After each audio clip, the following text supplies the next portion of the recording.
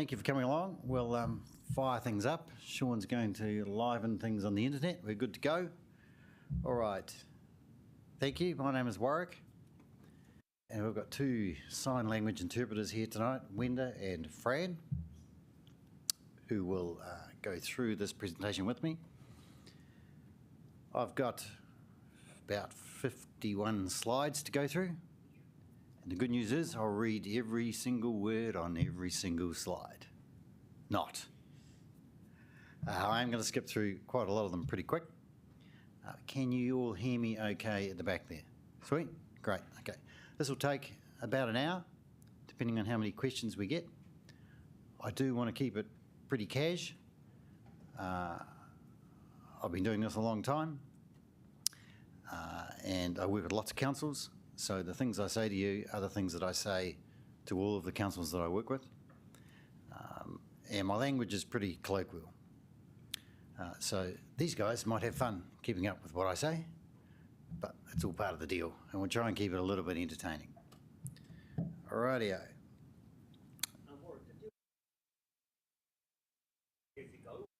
Yep. No, dead keen to take questions as we go, and then also no problems to do so at the end. So we'll just rattle on through. All right. You got a couple of screens, one here, one over here, and if you can see the one down there, it's being live streamed, so it is what it is. All right, so there we are. My name, Warwick Lamp. I work for a company called elections.com.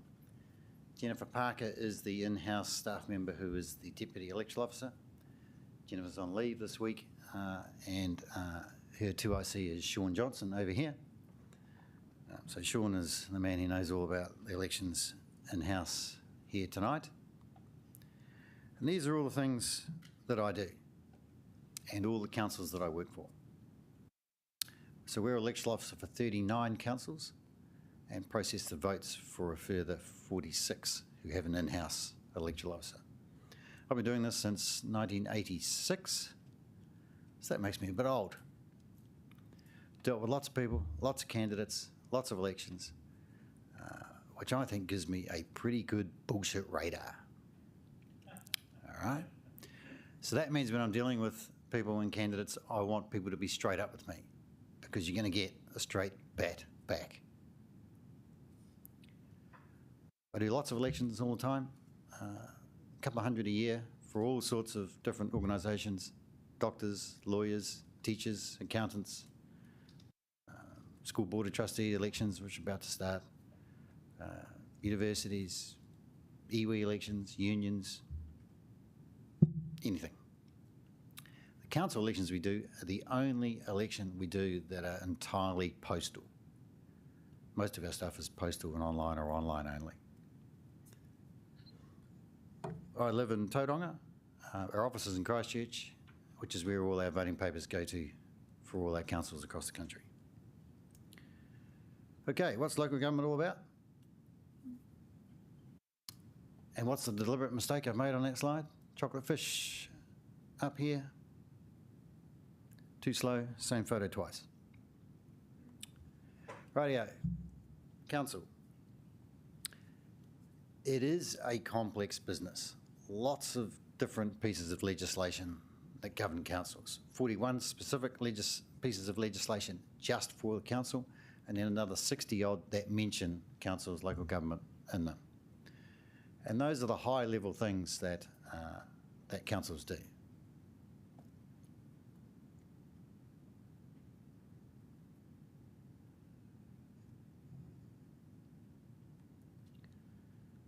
This is probably the most important slide that I'll show you tonight. It is a big deal standing for council. It is not a 5-minute job. Sometimes I get criticism for this presentation for putting people off standing for council because of the time commitments and the work involved and how it all works. And I make no apologies for that. It is a big job. It's not to be taken lightly. An important role, but a really rewarding role, because you're there to lead the community, listen, take advice, interpret, make decisions, make key decisions for the better of the city. In the Ken handbook, there's 3 or 4 pages that talk all about this stuff.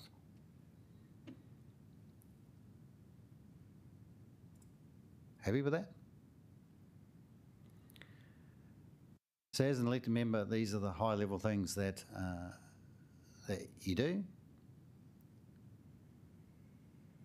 Difference between governance and management. And remember that the council has only one employee, being the CE. The CE then looks after the rest of the council staff. Question for Sean. How many full-time council staff? 1,800. 1,800. What's the revenue of the council? Turnover? Don't ask me that. Millions? 300 million? Okay. So, you know, big business. And these are the skills that are handy for an elected member to have. Not a necessity, but, you know, obviously people skills, dealing with lots of people all the time. Public speaking skills, handy, but if you haven't done lots of public speaking before, when you're on council, you soon will.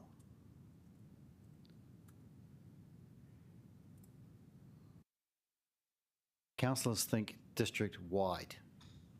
So even though you might be elected from your patch, from your ward, you're there to think and make decisions for the betterment of the whole community, thinking district-wide, city-wide about issues.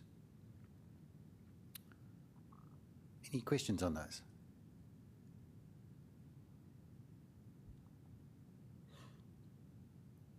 Okay, what's the time commitment? Lots of meetings. Roughly 90 to 100 meetings per year. So what's that? 2 days a week? 2.5, sometimes 3 of meetings here. Council meetings, committee meetings, workshops. During annual plan time every year, quite possibly every day of the week for 2 or 3 weeks. So pretty tricky to roll around another role, another job. If you're doing something part-time with some flexibility, maybe. The mayor, full-time job, councillors, 3 to 5 days a week. But flexible times around that, after hours, in the evenings, reading reports. Sean, council meeting, how long do council meetings take? 5 or 6 hours? 5 hours on average. 5 hours on average? Was 11 hours and 45 minutes. What my other councillors tell me is that when you're preparing for a meeting, it's roughly an hour of reading time for an hour of meeting time. So your council agendas might be 200 or 300 pages long. They're all electronic? Yes. So all elected members have a laptop, iPad? Can they receive an agenda hard copy? No. No? Under most circumstances. Okay, so electronic, lots of reading, lots of analysis, lots of preparing for the meetings. So that's why I say it's not a 5-minute job. And of course, you know, lots of stuff and after hours and the weekends, going to events on behalf of council, going to meetings outside the council premises, all those sorts of things. So that's what the remuneration is, set by the Remuneration Authority every 3 years.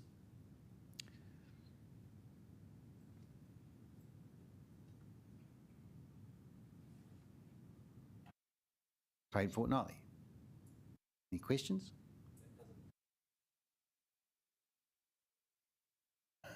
No. No, so it will change. But probably not by much. Okay, so my role as Electoral Officer is to conduct the election to ensure that it's a level playing field for everyone, which is where I talked about before, play with a straight bat to everyone. Legislation is the Local Electoral Act. It's pretty prescriptive. 150 odd sections, but some of it's shades grey. So my job's to work my way through that. What I'm not responsible for, though, is the campaigning space, or the political space, and what candidates might say or do in their campaigning. And what I mean by that, for example, is that if someone on Facebook calls you nasty names, that's outside my sphere of caring. Okay? Yeah. Sure. Advertising. Yep. Private publicity.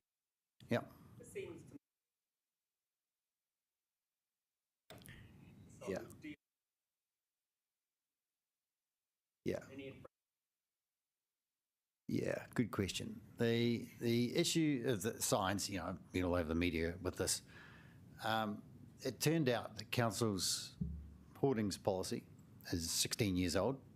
It was written before electronic billboards were a thing, and specifically was written at the time around hoarding signs on the side of the road held up by bits of wood, and covers the size of signs of that accordingly. And therefore, it doesn't actually cover electronic billboards, buildings, signs on size on the side of buildings. So therefore, that's not enforceable because it isn't covered by it. It's not covered in the district plan. It is what it is. So as a result, I've highlighted to council that, you know, this is an area that needs to be looked at, and so it may well be reviewed at a later point. But at the moment, it is what it is. Yep. Yes, it is, taken into account for the spending limits. Yep. Yep. The spending limits are 8th July to 8th of October. So anything in that period, no matter what it is. Okay. We'll come to that a bit later on. Okay. So there's the...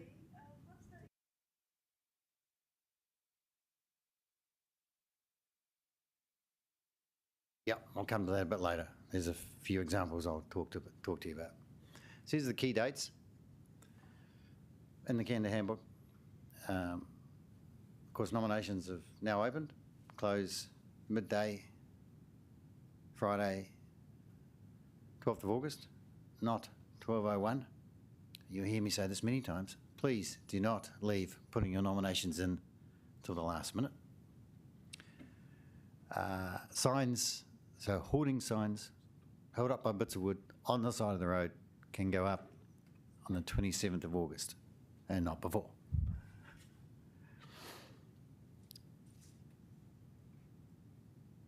Pretty straightforward. Okay. So these are the positions up for election this time around. The change being the new Māori ward.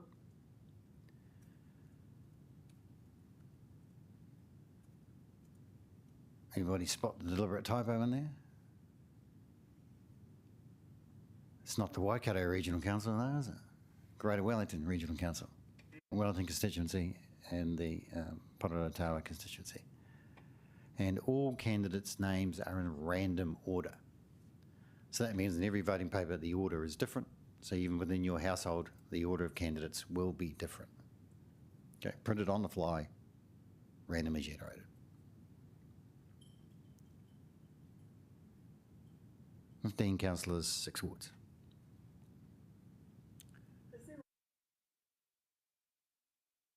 to catch yourself? You've got 3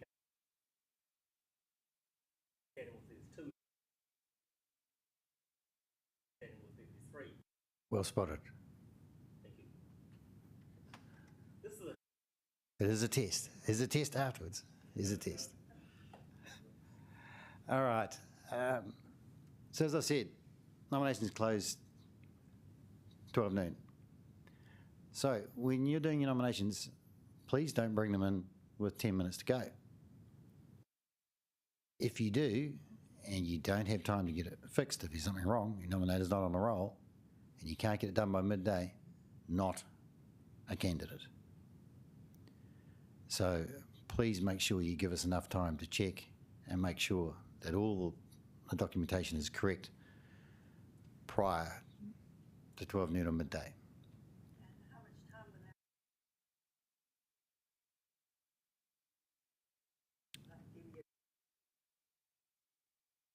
Well, it's not really giving me enough time, it's giving you enough time to do anything about it if something's wrong. But to check a nomination, it's 5 minutes, sometimes quicker. But, what's an example? If nominations close at midday and there's 20 people inside the door with the nominations at that point, we close the door at midday, take those people and go through those nominations one after each other after midday. As long as you're in the door at midday, we'll process that. But if there's something wrong with those nominations, no time to change it, not a candidate. So all those documents have to be provided together. You can't put in your nomination paper today and say, I'll bring my profile next week. Everything together. Nomination paper, candidate profile statement, JPEG of your photo, evidence New Zealand citizenship, passport, citizenship letter, birth certificate, and $200 deposit, evidence thereof. So a quick question on the... No. And we don't need to keep it, we just want to see it. Okay. It's not a big drama, but yep. Yep. So you can, and most candidates do, scan and email these documents through. They come through to Sean at the end of the day. Last time, 75% of our candidates did it that way, and dead keen. No problem at all to do it electronically. Just make sure that all your documents are all in the one email.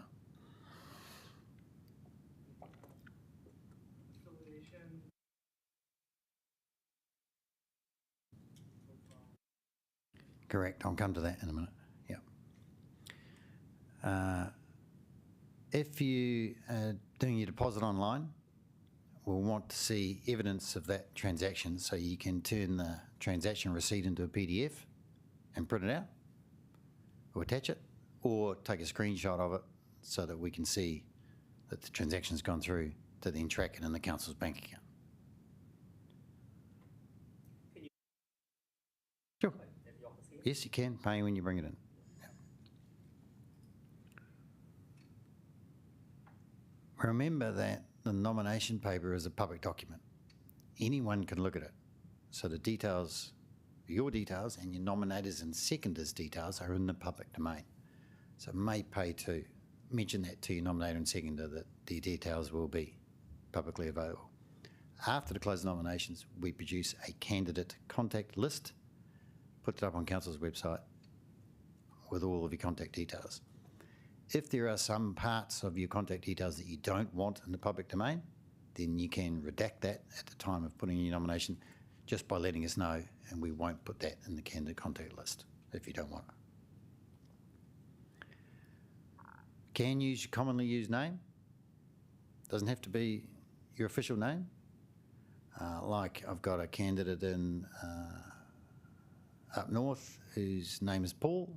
He's known by his nickname Porky, and so he has Porky on the voting paper. Got another guy called nickname is Rabbit.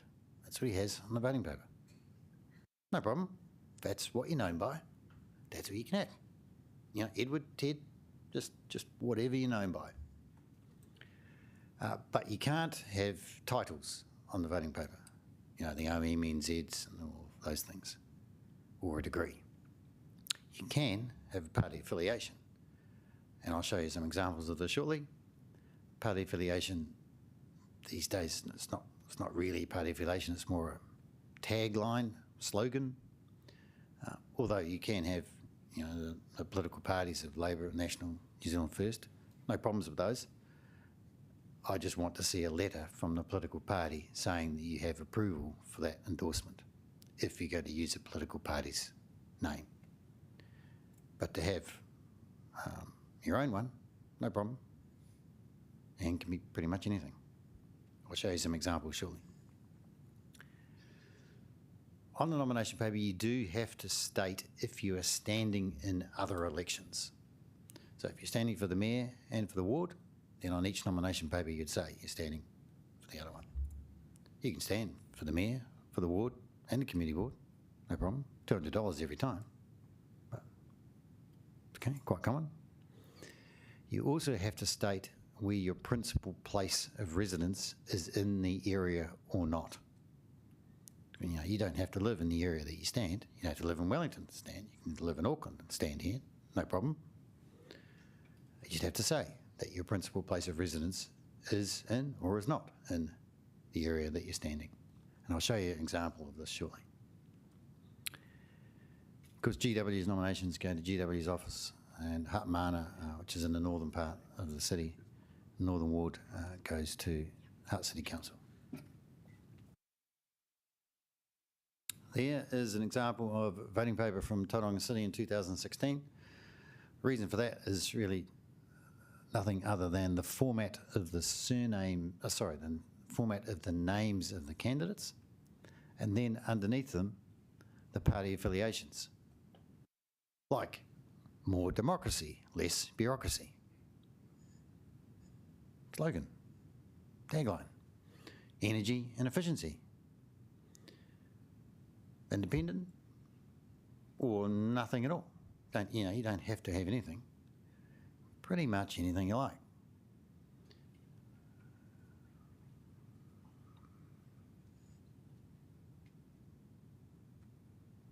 Of course, my favourite at the bottom, real change in TCC, guaranteed. There's been lots of change in TCC, but yeah, it is what it is. You can have pretty much what you like. Maximum of 38 characters, because that's the space that we've got to fit that in there. 38 max, including spaces. Can't be too long, can't be offensive, can't be confusing. I'm the judge of whether it's offensive or confusing.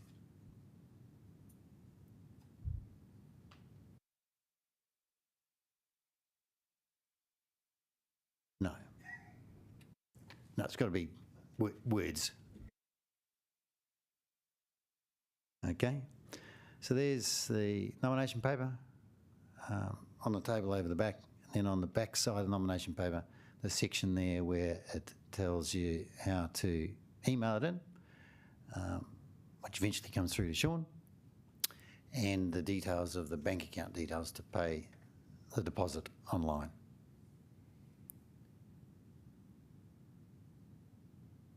Okay.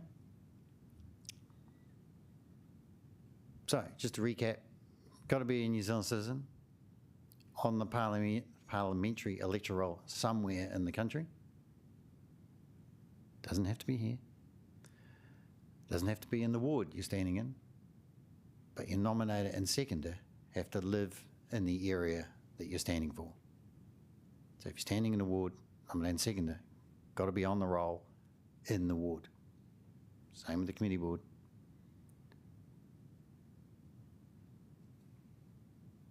Can't stand for the regional council and the city at the same time. And can't have a contract with council for more than 25k a year, including GST. So if you're a shareholder or a director of a company that has a contract with council, you can stand, but you have to get prior approval from the audit office to do that.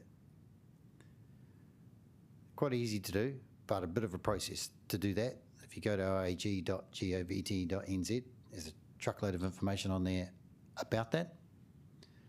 And if you're in that situation, check it out. Ask us about it. We'll help you get it sorted. But it is the onus on you as a candidate to make sure you have that approval before you submit your nomination.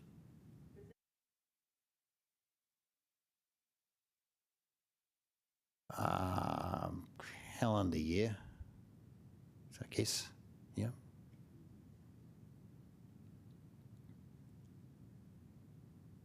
You can stand for the mayor and the council and the community board, as I said before.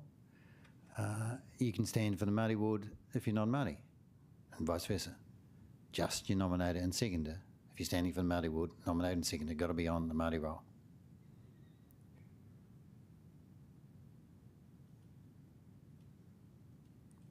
Any questions about that?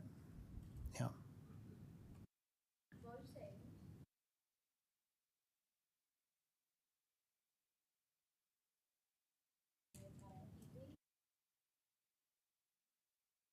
They just have to be on the Māori electoral roll.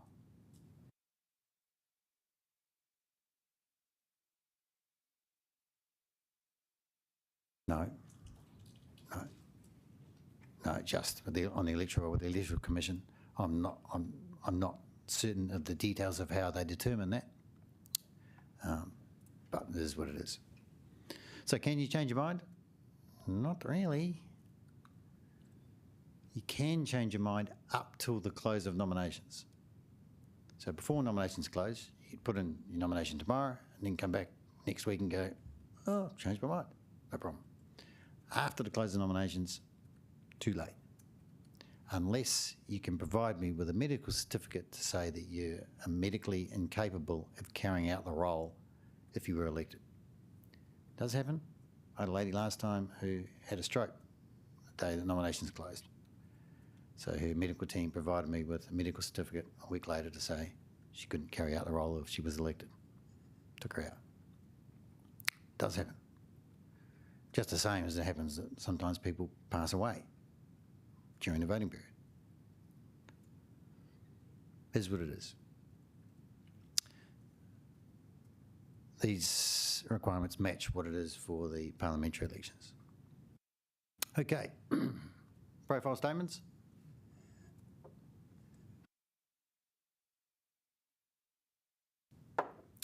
Max 150 words, not 151. I'm anal about this. We count it to the last word.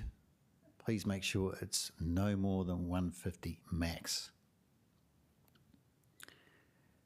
About yourself and what you stand for. Not about someone else. Not about the council CE. About you and what you stand for.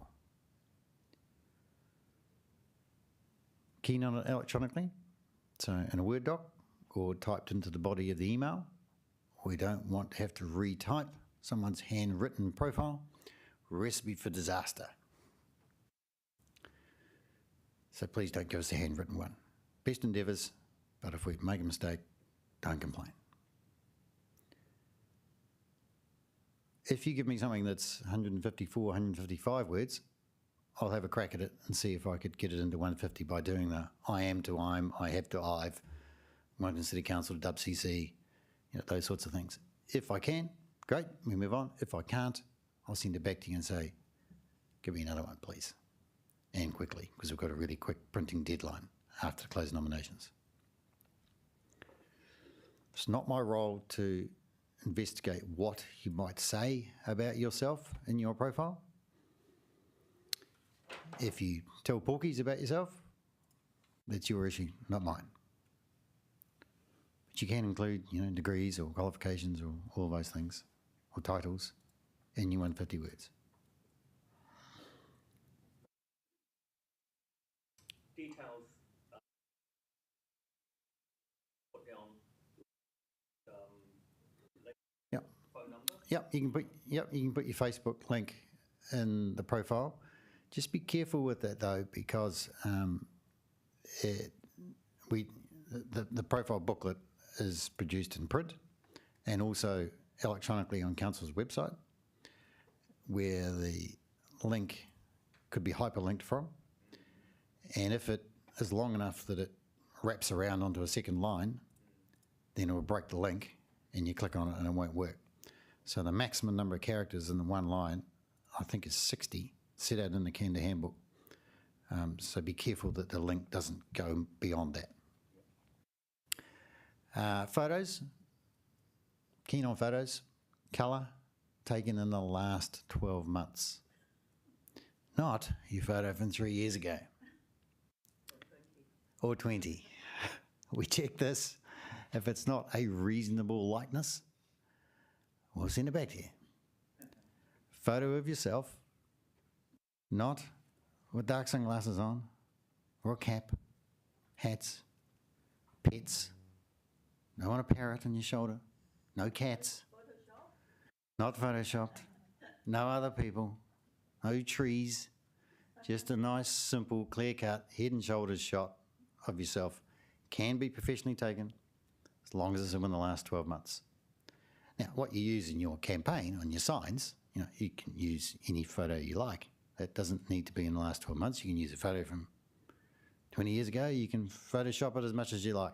It's just the one that goes in your profile statement that I use that has to be in the last 12 months.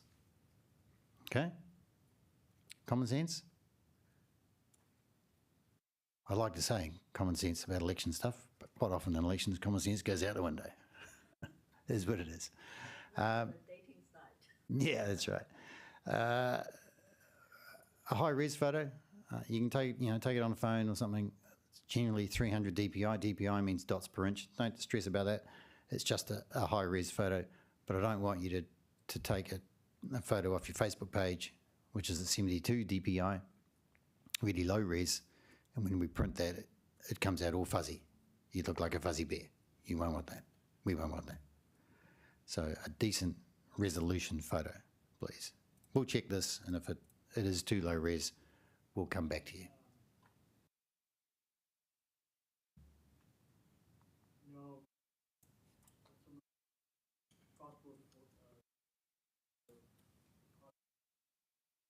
You can give us a hard copy photo. That's okay. We'll then scan that and crop it. Doesn't matter what's in the photo. We'll just make it a head and shoulders shot. You can give us a black and white one if you want, but everyone else will be in colour, and you might not want that. So there's a good example. Good-looking young fella. That looks like Oh, Ray. How could you say that? So there's my surname, the format of the name, and then affiliation under it, proven, dedicated, real. Sounds like me. And then the two sentences, my principal place of residence is in the area I'm standing, and I'm also standing for another election. So all of that part, the name, the affiliation, and those two sentences are not part of your 150 words. And your 150 words starts after that, I want, and away you go. Okay? Key point, all of those details, not part of your 150 words. But in your profile, you can put in your contact number, your email, your mobile if you want to. Any questions about that?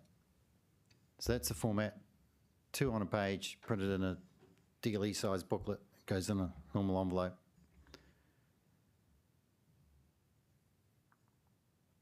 Okay, a little bit about campaigning. Few rules, not many.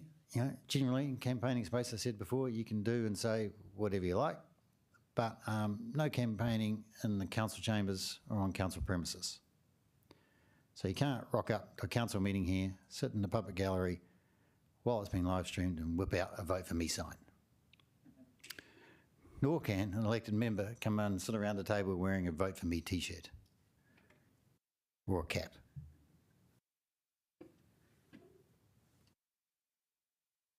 Because council's live stream is going to council's social media audience, not your social media audience. Council's social media audience can't be used for campaigning purposes. It's currently a disclaimer on a social media channel saying they can't be used for campaigning or electioneering.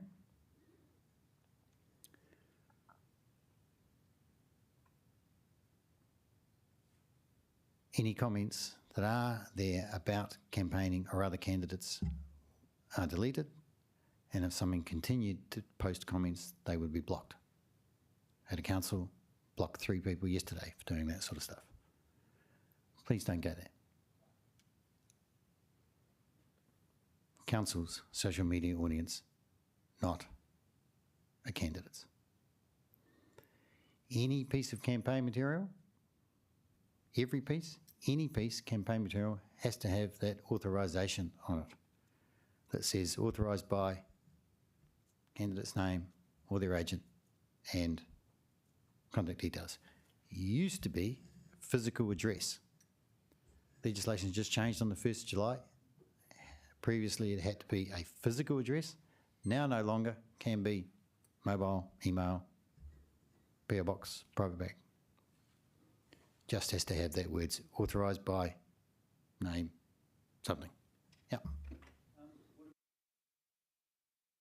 Same rules apply. So on your social media, on your Facebook page, and on the About section, have authorised by somewhere. If you're sending out emails, the bottom, authorised by. Doing a radio advert, right at the end, authorised by. Digital billboards, authorised by. Every piece of campaign material. Remember to be factual in your advertising, because if you're not and someone complains to the Advertising Standards Authority, then they will investigate. They have a process in place for that. They will deal with that pretty quick.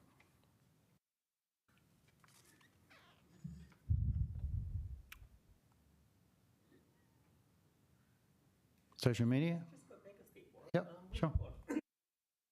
Yep. I noticed that actually contact details and the phone number, but not. So is that acceptable? No, Because it's still the same thing. authorised by. So I do want candidates to use that wording, authorised by. It's not a big drama, but that's the format that the legislation says it is. Social media, thanks to Mr. Trump, he's taught people how to behave badly on social media. It is what it is. Lots of positives about it, lots of negatives. Be aware of how it could all work. You can take council's posts and send them to your audience. No problem. You can send them out with a campaigning comment. You just can't link it back to council's site. Can't reply, can't like, can't rate a review, can't comment back. Take it forward, don't go back. As long as you stick to that simple principle, then we're all going to be happy. Because the moment you put something back on council's channel, goes to council's audience, not your audience.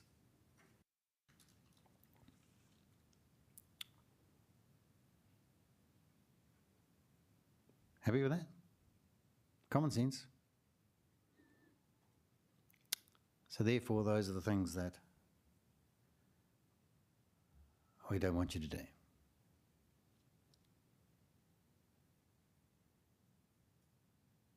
Please also don't take your voting paper at home, put a 1 next to your name, take a photo of it and post it on your Facebook page. It's against the legislation. It is illegal to post a photo of your completed voting paper on Facebook. I'll jump on this pretty quick. Someone will do it. It is what it is. Just going back to that one, strange things do happen on Facebook. An example was last time in the Tauranga City Council election, I had a candidate who created spoof Facebook pages of other candidates, put comments on them as if they were from those candidates, completely without their consent or knowledge. Those candidates got pretty grumpy, as you'd imagine. What could they do? It's actually not illegal. But what they did was go to the media and made it into the front page news and got coverage as a result. The same person then created a spoof Tauranga City Council elections page and put comments on it as if they were coming from me. Could I do anything about it? No. Same deal. It is what it is. These things do happen.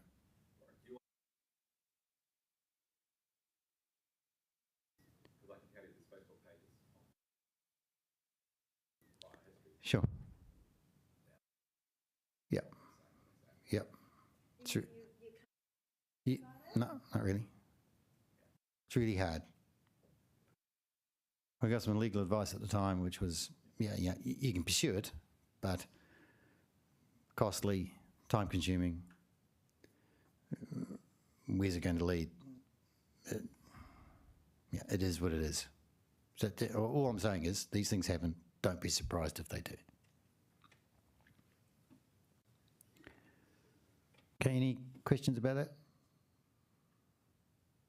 So remember, send things out, not go back. Simple. Signs, as we talked about before, my favourite topic. Not so much. Signs, 27th of August for hoarding signs on the side of the road. Can be on private land, but just make sure you get the permission of the person whose fence you're putting it on so they don't go and take it down. Set out in the handbook, Waka Kotahi have lots of rules around state highways and they enforce them religiously. They don't take any prisoners and don't take the signs down. They'll ask questions later. Just make sure you stick to the rules. Remember, strangely, the cost of the framing holding up your sign is not part of your candidate expenditure. So we're going to talk about candidate expenditure next. The wood holding up your sign, not part of your candidate expenditure. So, if I was being facetious, don't scrimp and save on some cheap wood holding up your sign that gets blown over in the wind all the time. Put it up with some decent wood that stays up. Saves the hassles because it's not part of your expenditure.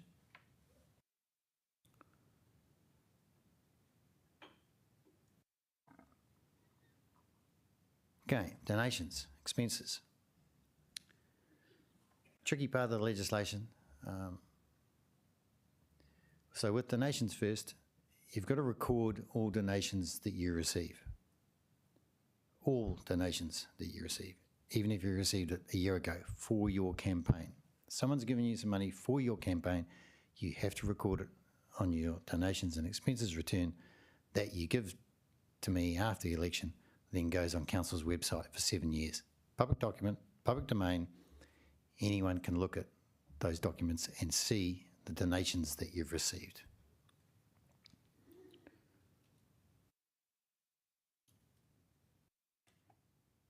Can someone give you $1,000 and go, here's $1,000, but it's anonymous?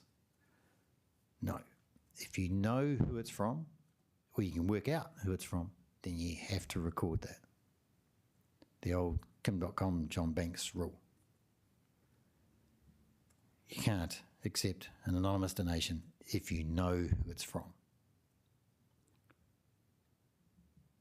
If you do get an anonymous donation, and I don't know how you could, but perhaps you've got some ideas. How could you get an anonymous donation these days? Maybe someone put a white paper envelope in your letterbox in the middle of the night that's not covered by a camera that says for your campaign. Maybe. If it's over $1,500, you've got to give that balance to the council. So, are you going to receive an anonymous donation? Unlikely. Has to be truly anonymous. Fundraising is a bit tricky.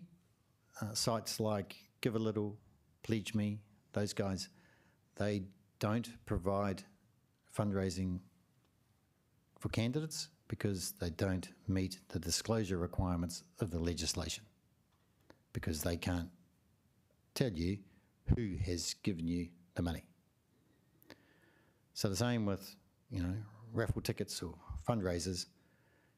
Declare each person who's given you some money that goes towards your campaign. Be transparent about it. It's not my expense return. I'm not going to check it. I'm not interested in the content of it. I just take it, post it on Council's website. Last year, Graham Robertson sent letters to every voter in Wellington, and he did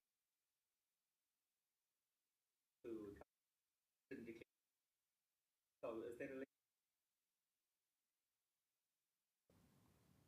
don't say you're scared of the government. I'm not. Different elections, so different rules. This was for The council elections. council election. Explain that again. What do you do? Robson wrote every voter in Wellington saying support this Labor candidate because they and Yeah. And so It's up to the candidate to declare donations and expenditure on their campaign. The candidate, not the third party.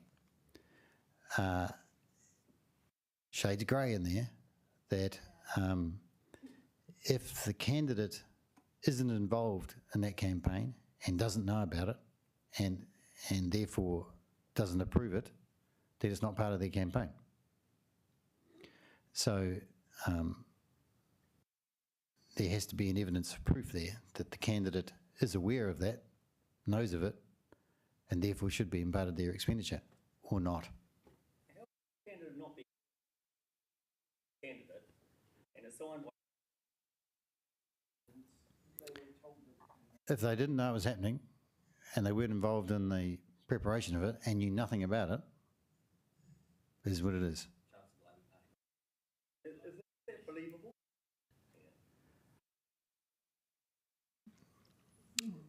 Well, let's be the devil's advocate here. So if I receive that return, put it on council's website, someone looks at it and complains, well, my job is to pass it to the police.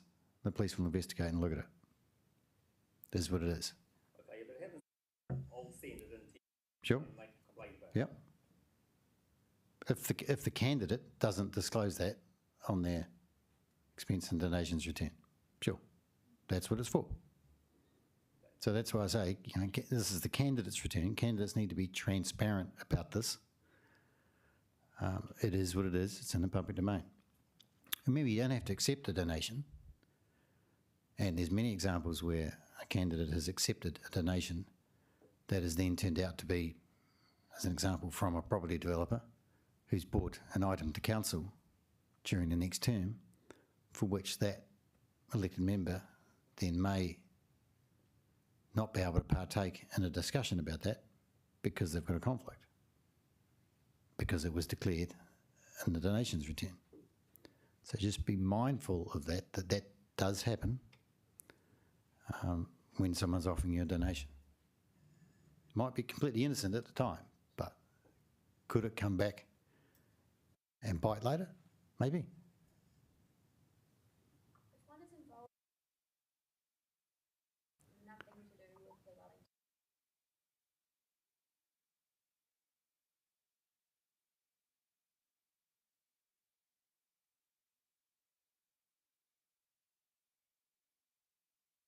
They would stand with that.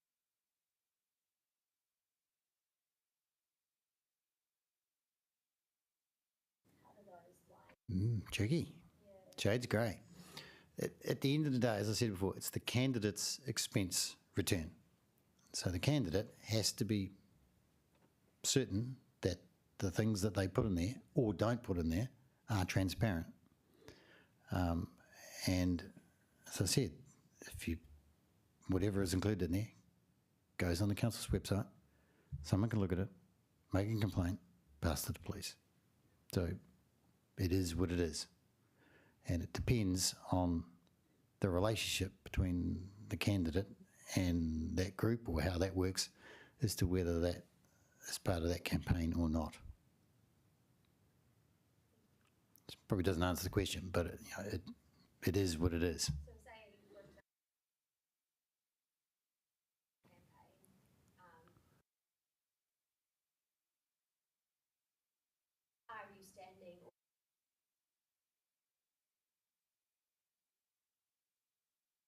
No, you got to be practical about it. Remember, candidate expenditure is about paid campaign expenditure. So, okay, I guess what I think the point is you're making here is, what is campaigning? Campaigning is a call to action. So if you're doing something as a candidate that is a call to action, then that is part of your campaign expenditure. If you're just answering a query as to are you standing or from someone else, that's not campaigning per se. It's not. There's no material involved. There's no activity involved. That's the key. When you're carrying out something that is asking people to vote for you, that's when you have to record that expenditure. Okay?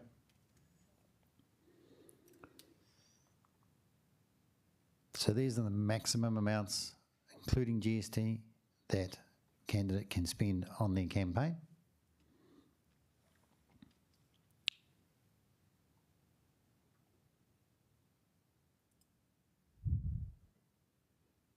Based on the population of those areas, which is why they're all different. The population, not the electoral roll, population.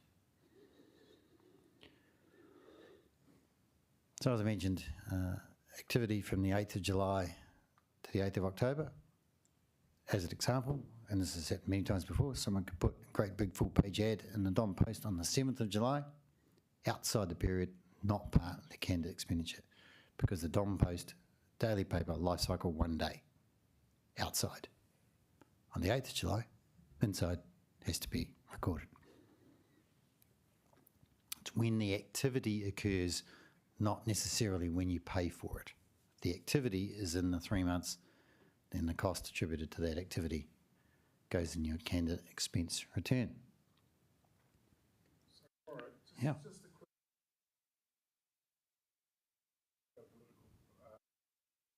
political thousands of dollars. Isn't that unfair? Because it is in front of everyone else. But you can't do anything. Make it up to say, look. Well, if they record it as a donation, that's okay. If there's a group of candidates that a political party pays for some campaigning material, which happens, then the cost of that is apportioned across those candidates by those candidates in a way that they think is appropriate. That's what it is.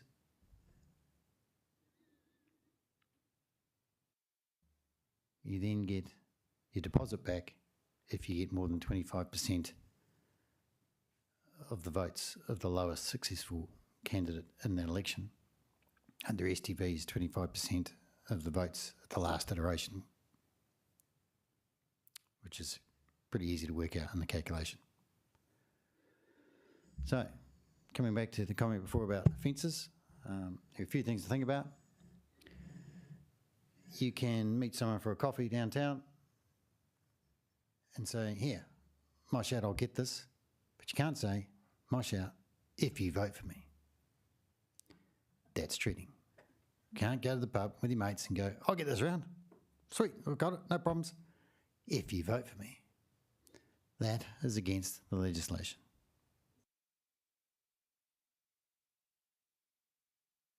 Or please vote. Same thing. So just don't go there because, to be facetious, we're a country of dibber-dobbers. We hear about these things. I get calls from people to say, I heard in a cafe someone shouting someone a cup of coffee that mentions them voting for them. So just don't go there, please. Against the legislation. Who will vote anybody just for a cup of coffee? You'd be surprised.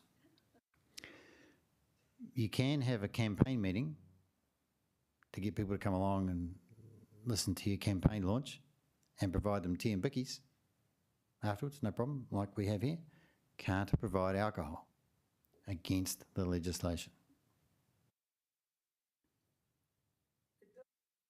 A little bit grey there because under the treating, or whatever, what do you? No, I don't think anyone actually candidates, but that's what the function was. So, I mean, there's nothing. But how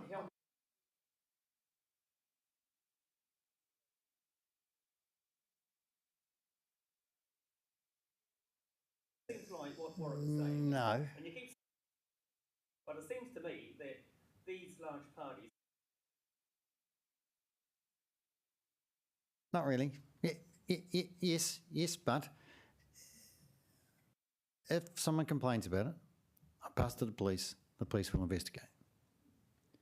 So that's the test. Will the police find something that is against the legislation? Maybe. It's not my job to test that, which is why it's a public document. And if you think that it's not correct, you do something accordingly.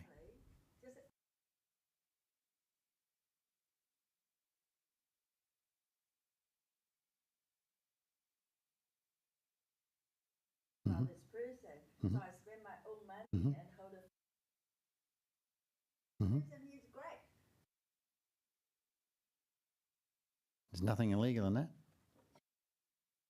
You'll remember 2 elections ago, I think there was a case with Nick Leggett there was a great big sign put up by someone in the community on the side of a building saying, vote Nick Leggett for mayor.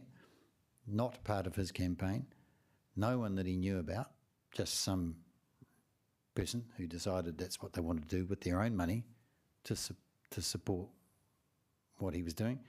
He didn't know about it, wasn't part of his campaign, wasn't included in his campaign expenditure. That was okay.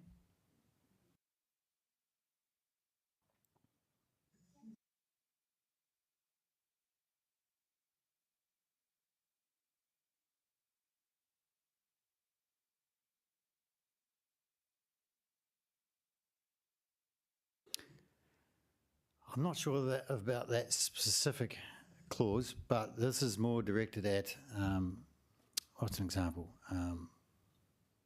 If someone has a property protection order against them, under the legislation, that's not an illegal nomination, but they're unable to get elected.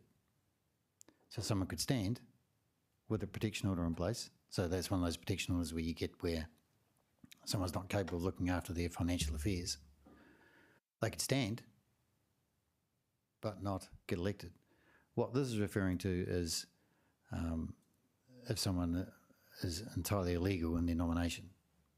Now, I'm not up to speed on the specific example you mentioned, but I'll check that out. And then go through the.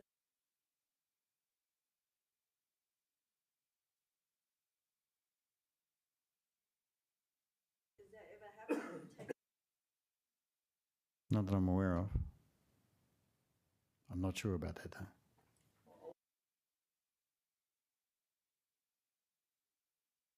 What's the police going to do about it? So, in practice. Maybe. Yep.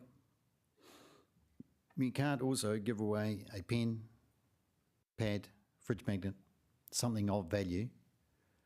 That's bribery. So please don't go there.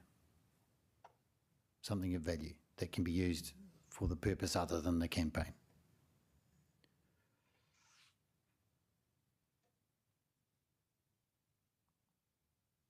Okay, some examples, some signs. So here on the left is a good sign, albeit FPP, not STV. But you can have your circle with your number 1 in it, and then your authorisation at the bottom. Authorised by the details. Remember, the legislation doesn't say how big or small that authorisation can be. It can be sticky label in the corner. No problem. Just has to be on there somewhere. On the front of a sign, not the back. But you can't have a sign with your opponents and nothing next to their name or a cross. I had a candidate do this in an election many moons ago. Lots of complaints, went to the police, got prosecuted, became a big deal. So please don't go there. Just yourself, with a circle, and you won. Mayor Michael, Hora Whenua, restanding last time, sign written car, all good with that. Authorisation on the back, great. What's wrong with that? Parked right outside the council building in the council car park. Council resource. No, Michael. Can you park it up the street where anybody else could park? The council logo and the council name was right behind it. Not appropriate. Here's Tina, out with the chainsaw, got elected. Brady, some of you might know Brady from the Hut. Life-size sign of a man holding a sign. On the right there, quite clever, he drove down the road. It looks like a man holding a sign. Yeah, good idea. Got elected. You might remember this one, it was all over the news. I'll do my best, but I can't promise anything. It's Mark in Tauranga. He was not a candidate, just someone who decided on the start of voting to put up an entertaining sign that went viral, became quite a big deal. Not a candidate. Council liked it, didn't take it down. Okay, nearly at the end. A few slides about some compliance, electoral rolls. Prelim rolls out at the moment. We can sell it to candidates in hard copy format. We can't give it to you electronically. It's against the legislation, but you can make an application to the Electoral Commission, jump through some hoops a little bit, pay some money, and they can give you a copy of the electoral roll electronically. We can't. If your address has changed recently and you haven't updated the electoral roll, now's the time to do so. And if you don't do that by the 12th of August, then the address will be wrong and we won't send the voting papers to the right address. So for yourselves, for your friends, your whānau, make sure your addresses are up to date on the Electoral Commission website, elections.org.nz. Easy to do online, change your details online.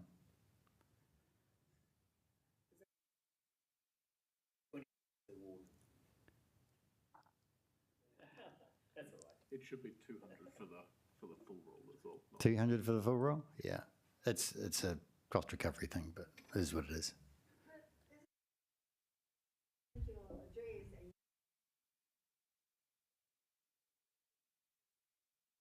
you can still vote anyway. Yeah. And if you don't, then you come to a special vote. There's a bit of chatter about this at the moment. So during the voting period, during the 3 weeks, it's the only time that we can do special votes. If you haven't received your voting paper, or it's got lost, or the dog's eaten it, the kids chucked it in the fire, whatever, you can come in, do an application form, receive a special vote. Can be done by posting it out to you, but you've got to make sure enough time to get it back. At the moment, done at the Council Elections Hub downtown, and we are looking at some other locations in town, in the city. Available with the voting.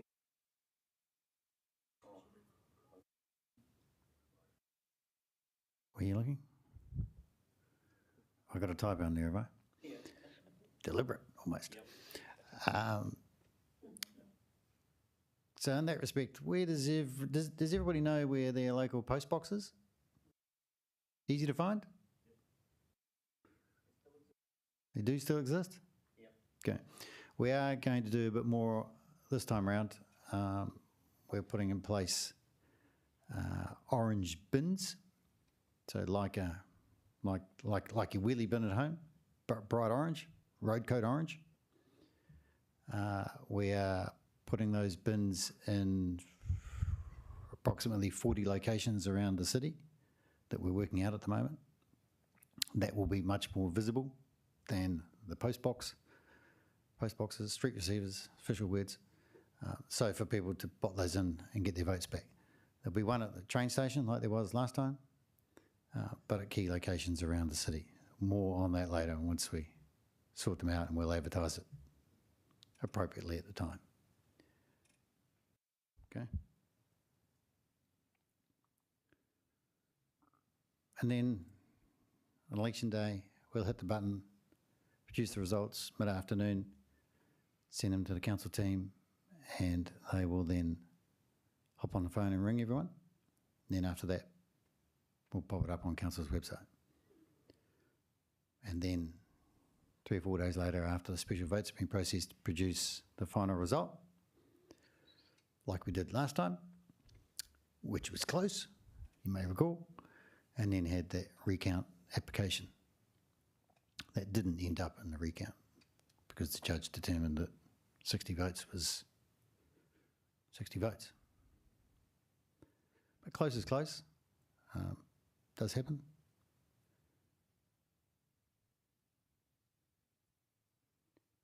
Any questions about that? So the result on the day won't include voting papers that are put in our orange bins on the day, because we haven't got them by the time we produce that result. We then get them later on the day on the plane, and we produce the result, the prelim result, later that night or next morning. So, do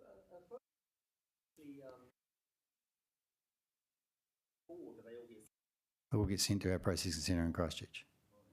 So we do 725,000 over the 3 weeks for 46 councils. I might ask a question.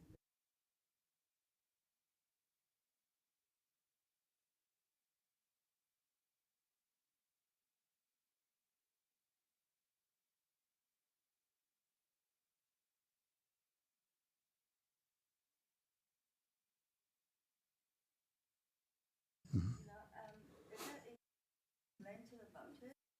Yep. Making know Yep. what the implications. Yep. Good question. So the instructions say you can vote for as many or as few candidates as you wish. And so really at the end of the day, if you give a preference to someone, there is the potential that that preference, that part of your vote, may help that person get elected. So if you don't want someone to be on the council at all, then you don't rank them, because then they won't get any help from you to get elected if they need it. So that's the bottom line. So basically, pick those few. Yeah. Instead of saying, oh,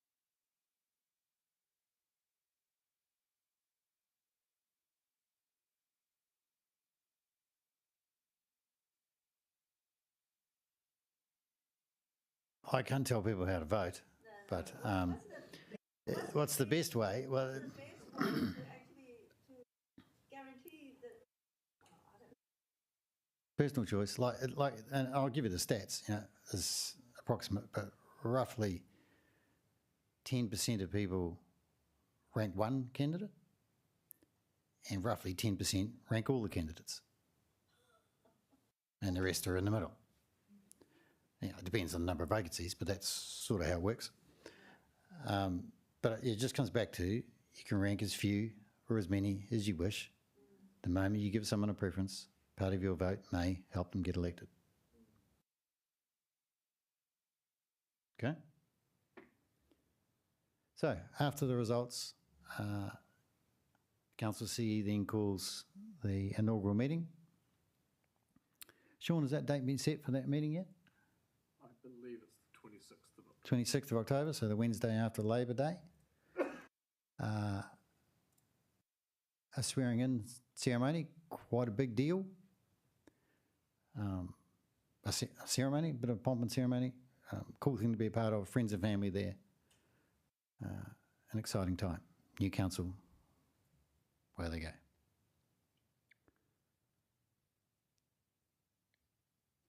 there's all the documents that you can access, most of them on the table over there, including Council's pre-election report and the Canada Handbook. The same for GW, and their documents are on their website.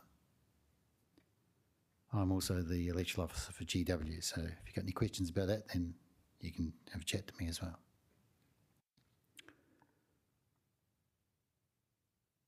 Last slide. How's the time?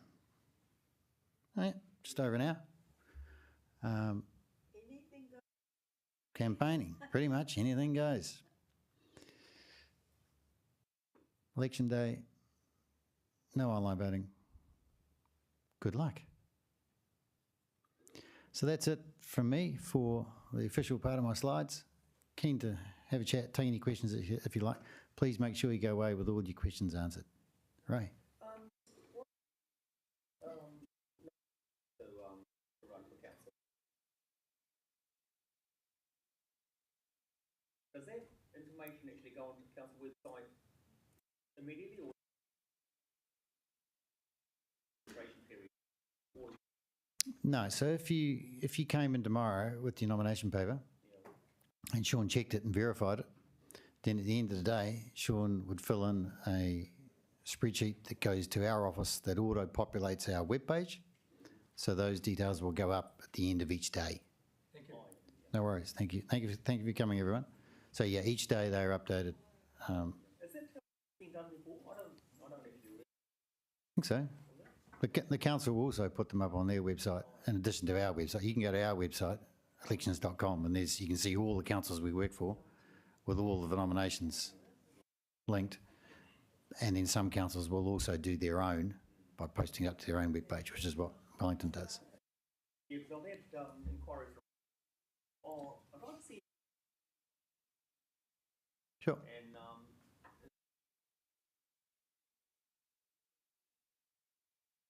Yep. so I do. Yep. Let's check it out. Yep. Yeah. With you.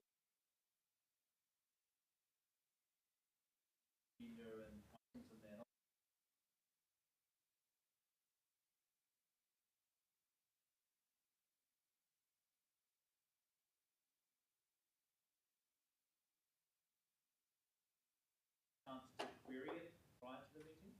Sure. Sean, this is more Sean's deal than mine because it's outside the election gambit, but the council officers write their reports. As an elected member, you get the agenda with all those reports, and you can query that with the CE or with the person who's written the report. Like a week was 5 days? We publish the agendas for all council and committee meetings usually 1 week before. The legislative deadline is 2 days before, so can be later. And you can ask questions at any time, including during the meeting. There's always question time. We have a sort of hard cut-off for formal questions coming through. For written answers, that's a couple of days before the meeting.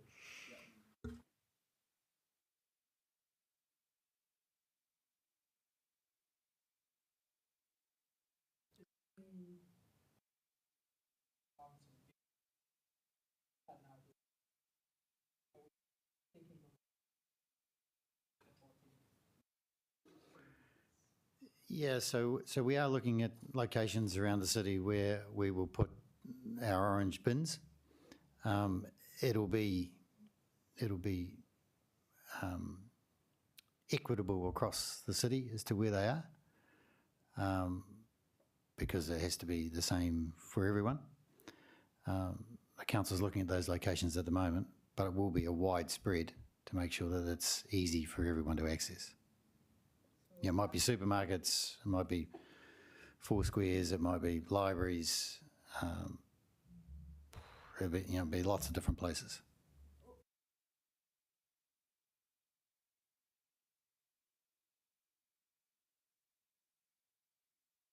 Yeah, the New Zealand Post have slowly over time removed some of their street receivers, so they are less prevalent than what they were. And the postal system is perhaps not as great as it was. And so to make it as easy as possible, we're taking the opportunity to put more boxes in locations where people can access.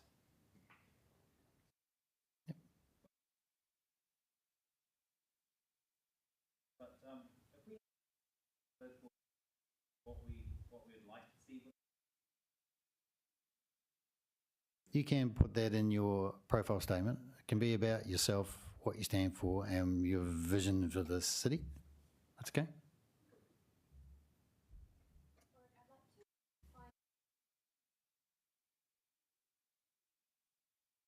accessing the electrical roll.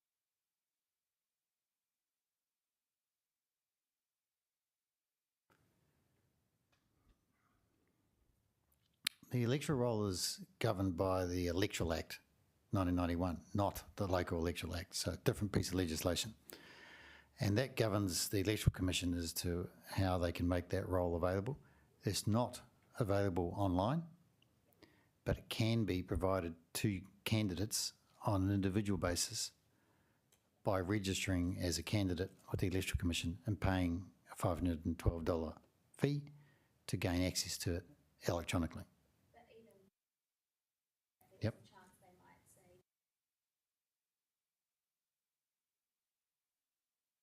You have to sign a declaration to say that it's only going to be used for election purposes. So election purposes. So other than that, there's no reason as to why they wouldn't provide it. looking to do is take what they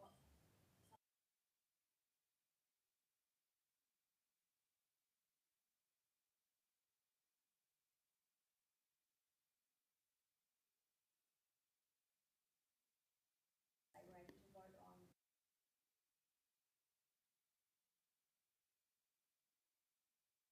on. Oh, yeah.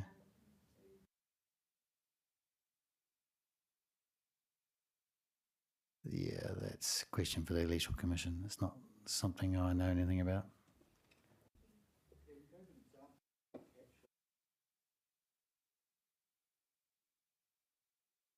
Yep.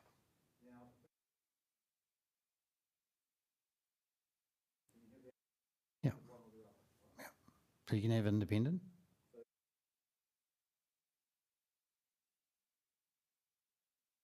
No. You could have independent hyphen energy and efficiency. Yeah, as long as it's less than 38 characters, you can have just independent. You can have nothing. It doesn't matter what it is, provided it's not too long, confusing, or offensive. And I'll be the judge of that, and I'll talk to you about that if we get into that situation. Okay. All right. Well, thank you very much. Yep. Sorry.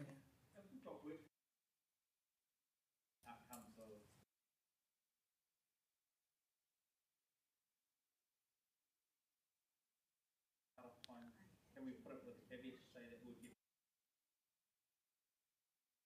You can put it in, as I said before, and then change your mind to withdraw it before the close of nominations. But this is what it is. All right. Well, thank you very much, team. Thanks for the questions. All the best.